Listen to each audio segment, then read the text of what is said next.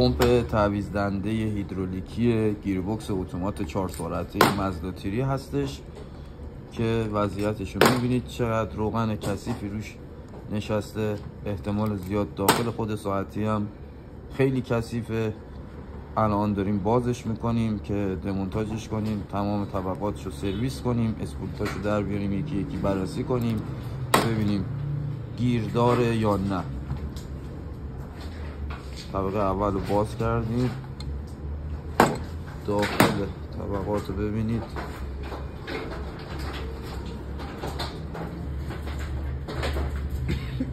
پلیسه ها رو مشاهده میکنید لبه ببینید. خب میریم سراغ طبقه بعدیش. اینجا واشرش هست،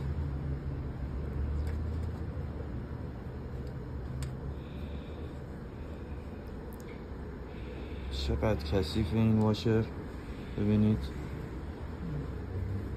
احتمال زیاد تایم بسیار زیادیه که روغنش عوض نشده، فیلترش عوض نشده و همین علت روغن به این شکل در اومده.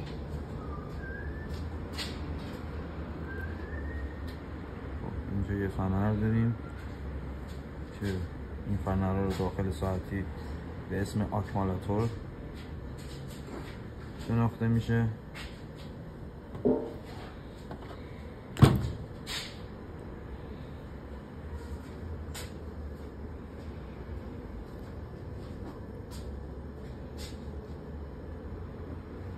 خب این طبقه بعدیش هم باز شد. گوش جانمایی ساعتی بود که در اومد، بسیار عالی. کنار میذاریمش. میرسیم به طبقه که شیربرقی داخلش هست. اون دقیقا آکمالاتور زیر همون فنریه که درش آوردیم قرار میگیره. اینم میذاریمش کنار. این واشر خیلی حساسه، خیلی آروم برش میداریم که صافیه‌ای که روش تعبیه شده خاره نشه. بسیار عالی. میذاریمش کنار. میرسیم به این طبقه. کثیفه، خیلی کثیفه، انگاری گریس ریختن داخلش.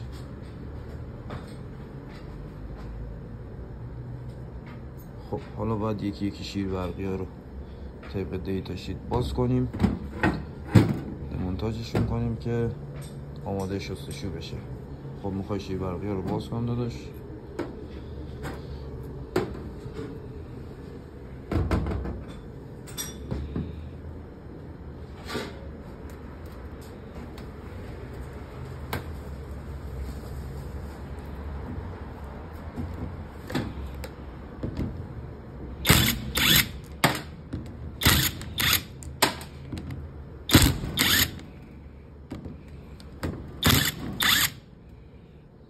شیربرقی ها رو به ترتیبی که از داخلش در میاریم کنار میذاریم که باز از دوباره به همون ترتیب روی بلوکه ساعتی بشینه که اشتباه نشه. به این دلیل که بعضی مواقع شیربرقی ها طبق اون اوم و جریانی که عملکرد داشته تو اون جانماییش آب بندی شده. احتمال داره اگر جابجا بشه ایرادای جدیدی ایجاد بشه روی تعویض دنده گیربکس یا معکوس دنده گیربکس.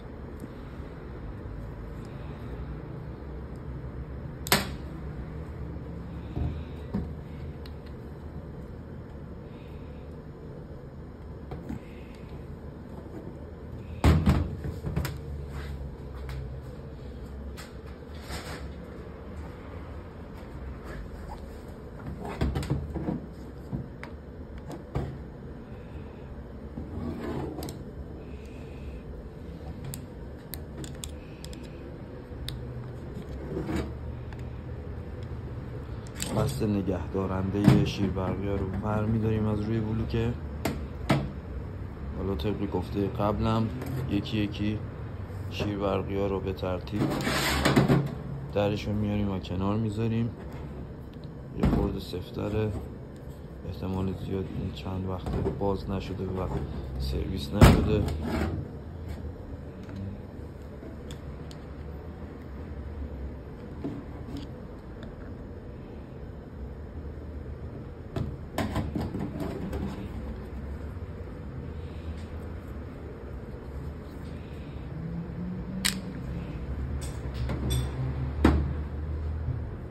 اولی از سمت راست بیرون میارینش،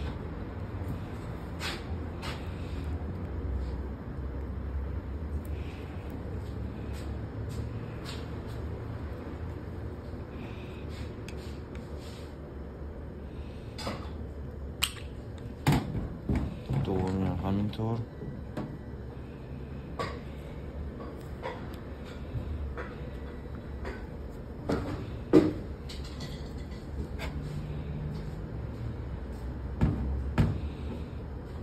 مراقب باشید زمانی که پیشگوشتی تعلیم میکنید زیر شیر برقی ها خیلی با دقت تعلیم بشه که شیر برقی ها شکننده است، احتمال شکسته شدن لبه سوکت خیلی زیاده.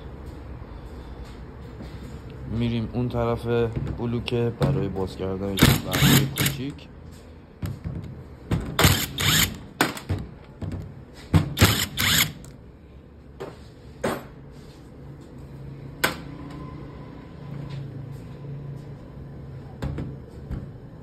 اولین شیر برقی کوچیک رو در میاریم، دومی هم همینطور. این ورش بذاری، از اون طرفی در آوردی، بالا از سمت پشت در آوردی، پایین از سمت روبرو در آوردی. اشتباه نشه، جا ما عوض نشه. حالا باید اورینگاش هم نگاه کنیم ببینیم چطوره. احتمال زیاد نیم اورینگش خرابه، باید عوض بشه. بعد از سرویس و شستشو حتما اونو بازدید میکنیم. داخل جانمایی شیر برقی ها رو مشاهده میکنید توی فیلم که باید تمیز بشه و سرویس بشه. خیلی خوب، بذاریمش کنار. بریم سراغ بلوکه‌ای که اسپولوت روشه. اولین بلوکه‌ای که درش آوردیم و به همون ترتیبی که در میاریم میذاریمشون کنار. اولین اسپولوت از سمت چپ رو بازش میکنیم،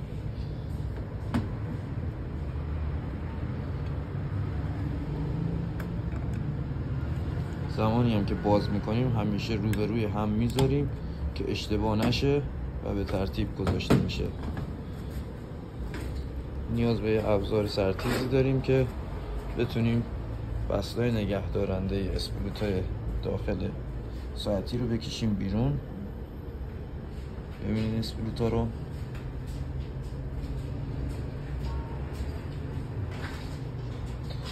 هدف از در آوردن اسپولوت ها یک تمیز کردن داخلش و خود اسپولوت هست، دو اینکه ببینیم خود اسپولوت روون داخل جانماییش قرار میگیره یا نه، چون بعضی مواقع یه سری ایرادها توی تعویض دنده و معکوس دنده هست که باعث تقه یا گاز هرز میشه که مربوط میشه به همین اسپولوت ها که داخل جانمایی گیر میکنه. بیشتر اوقات هم به خاطر کثیفی هستش که این اتفاق میفته. بعضی مواقع هم به خاطر گرم شدن بیشتر گیربکسه که زمانی که روغن فرسوده میشه یا کیفیت روغن پایین هستش گرمای گیربکس بیشتر میشه از حد معمول. و یه نکته دیگه هم میتونه باشه که سردکن خود گیربکس خراب باشه و نتونه روغن گیربکس رو به راحتی سرد کنه و خود گیربکس گرم بشه و باعث بشه که این بلوکه آلومینیومی تاپ پیدا کنه و حالت خودش رو از دست بده که اسپولوت گیر کنه داخلش.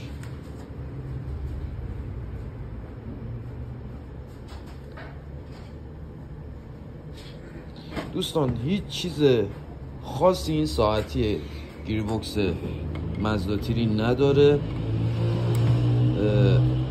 تقریبا ساعتی گیربکس مزداتیری قدیم و ساعتی گیربکس مزداتیری نیو که اون گیربکس 5 دنده هست تفاوت زیادی نمیکنه. فقط تو بلوکه وسطش یه سری جزئیاتش فرق میکنه و اندازش. اینجا هم که باز کردیم اسپولت رو ببینید، اول فنر قرار میگرفت، درسته؟ بعد اسپولت رو در میاریم، اول بست نگه دارنده بعد فنر. حالا اسپولت داخلش هم باید بکشیمش بیرون، یه جوری میکشیم بیرون که روی خود اسپولت خط و خشی اتفاق نیفته. و همیشه یادتون باشه زمانی که اسپولت رو میکشید بیرون خیلی با احتیاط بیاریدش بیرون که ضرب نخوره. اینجا اگر توی ویدیو توجه کنید یه سری خط و خش ها روی اسپولت هستش، توی ویدیو فکر میکنم دیده میشه الان. اینا به این دلیله که کثیفی داشته یا گیر میکرده. حالا بعد از سرویس ایراد این اسپولت هم میگیریم و جانماییش مرتب و خود اسپولت رو پولیش میکنیم که روون بدون ایراد داخل بره و بتونه دریچه های روغن رو باز کنه. میریم اسپولت بعدی رو باز میکنیم.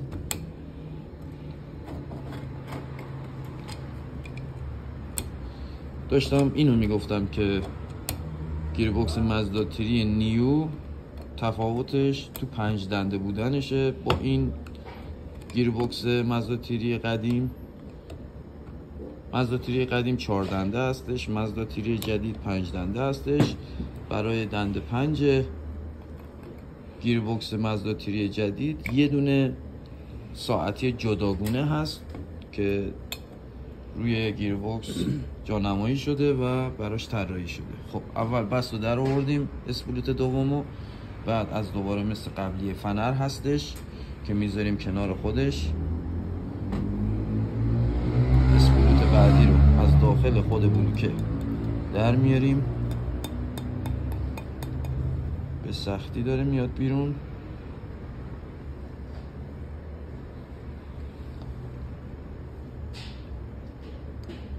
یه خورده گیر داره. خب اومد بیرون. این اسپولت بلندتره از اسپولت قبلی. اسپولت قبلی 2 تا گاه داره جانمایی داره، این 1 2 3 4 5 تا جانمایی داره که میره داخل خود بلوکه. خب میذاریمش کنار. حالا توی این بلوکه دیگه ما اسپولتی نداریم، کنار همون اسپولت ها میذاریم که اشتباه نشه، بدونیم که اون اسپولت ها مربوط به اون بلوکه بوده. دوستان توجه کنید، اگر بارها و بارها شما بلوکه ساعتی هر خودرویی رو باز کرده باشید نمیتونید توی ذهنتون نگه دارید، بازم اطلاعات فراره و فرار میکنه از ذهنتون. پس یادتون باشه همیشه یا نقشه دیتا شیتی داشته باشید نسبت به عملکردتون، یا اینکه از گوشی موبایلتون استفاده کنید و فیلم و عکس بگیرید که بدونید که هر چیزی که باز کردید از ساعتی جانماییش کجاست و درست سر جای اصلی خودش بذارید. حالا گفتم بهتون ساعتی مازدا تری اونقدر پیچیده نیست که آدم نسبت بهش گیج بشه یا یه سری اطلاعات تو ذهنش نتونه نگه داره، ولی ساعتی های دیگه هست که مثل 6 ساعته هیوندا کیا که واقعا پیچیده و جزئیات زیاد داره. از دوباره توی این بلوکه از سمت راست شروع میکنیم، اسپولت سمت راستی رو در بیاریم. اول بستش رو در میاریم، در ادامه باز فنر هستش، میذاریمش کنار. سعی میکنیم اولین اسپولت رو از داخل بکشیم بیرون. خب اسپولت اول که در اومد جانماییش 1 2 3 4 تا هست که احتمال زیاد این جاش اوکی باشه و خودش سالم باشه. میریم سراغ دومی که داخل تر از حد معمول هستش. بسته نگه دارنده اسپولت داخل تر هستش، ببینید یه خورده فشار میدیم که فنر به سمت پایین بره که بست آزاد بشه. بسیار عالی. میکشیم عقب، فنر رو خارج میکنیم.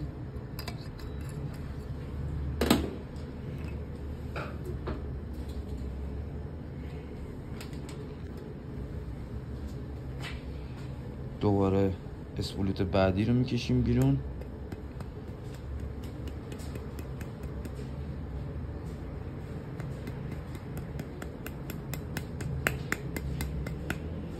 اسپولت بعدی دوست نداره بیاد بیرون، احتمال زیاد یه خورده گیر هستش، اومد بیرون. خب جانمایی دوم 1 2 3 4 5 تا جانمایی داره، میذاریمش کنار. میریم سراغ بعدی. ببینید تفاوتشو جانماییاش. خب از دوباره اینم داخل قرار گرفته، بسته نگه دارندش. بسته نگه دارنده رو در میاریم، فنر رو آزاد میکنیم، دوباره به ترتیب کنار میذاریم. سعی میکنیم که اسپولت رو از داخلش در بیاریم.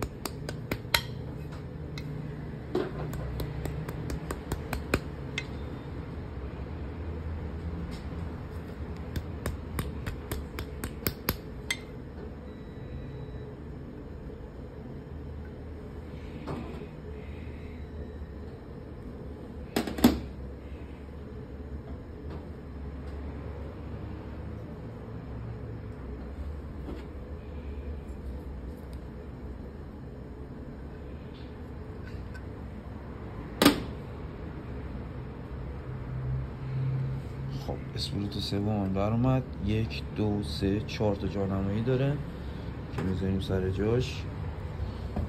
بریم سراغ چهارمین اسپولت روی این بلوکه. دوباره همون کار رو تکرار میکنیم، بسته نگه دارنده رو فشار میدیم. البته خود بست رو فشار نمیدیم، فنر زیری رو فشار میدیم که بست آزاد بشه و بیاد بیرون.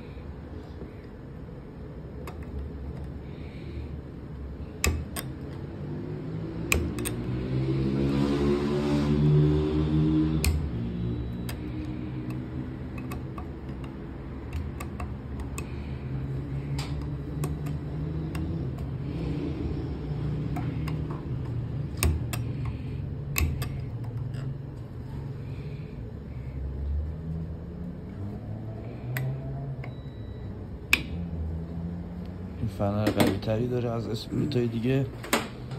اگر دقت کنید ضخامت فنر هم بیشتر از بقیه است. خب میذاریمش کنار. دوباره سعی میکنیم اسپولت بعدی رو بکشیم بیرون. این راحت میاد بیرون. البته یه خورده گیر داره. بله گیر داره، مشخصه که گیر داره. اینم جانماییش 2 تا هستش که اگر دقت کنید روی خود اسپولت خط و خش داریم. خب حالا اینور اسپولت بعدی رو در میاریم.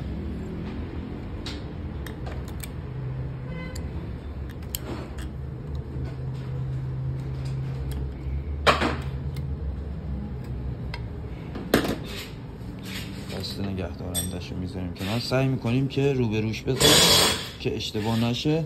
روبروش میذاریم که خود بلوکه رو مابین که در آوردیم بذاریم که اشتباه نشه.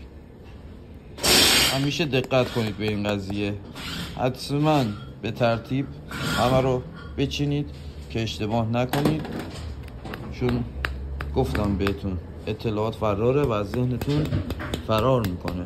و سعی کنید برای هر اقدامی که انجام میدید جانمایی مشخص خودتون رو داشته باشید. خب این اسپولت هم در اومد. 1 2 3. خب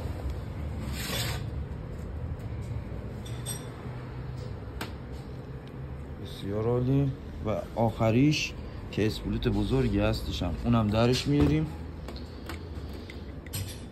بعضی از اسپولت ها دقت کنید روی بلوکه ساعتی اسپولت هایی هستن که نباید بهشون دست بزنیم. اسپولت های تنظیم فشار هستن و اگر روی این بلوکه باشه من به شما اعلام میکنم که کدوم اسپولت تنظیم فشار هستش.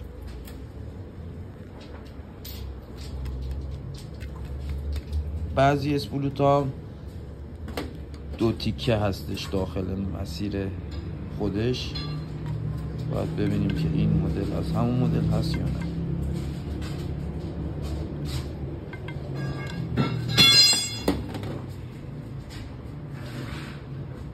خب 1 2 3 4 و 5 داخلش هم ببینیم. داخل اسپولوتو جایی که فنر قرار میگیره. بسیار عالی. میذاریمش کنار.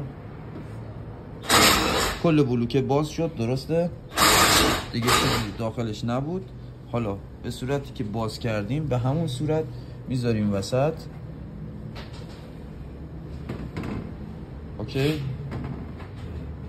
که اشتباه نشه. خیلی دوستان توجه کنید، کل ساعتی گیربکس مازدا تیری دمونتاژ شد. چیز پیچیده ای نبود، خیلی ساده و روون براتون ویدیو گرفتم و یه سری توضیحات دادم که آگاه بشید. گفتم بهتون این ساعتی مثل ساعتی های گیربکس های دیگه نیست که خیلی پیچیده باشه و خرابی هم داخلش خیلیه، مخصوصا زمانی که شما روی خودرو خطای دنده 3 رو داری.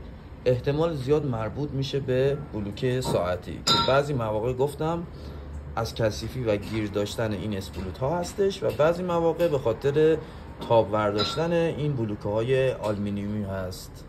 ممنونم که ما رو دنبال میکنید، سابسکرایب میکنید و لایک میکنید. حتما زنگوله کنار سابسکرایب رو بزنید که از ویدیوهای جدیدمون با خبر بشید.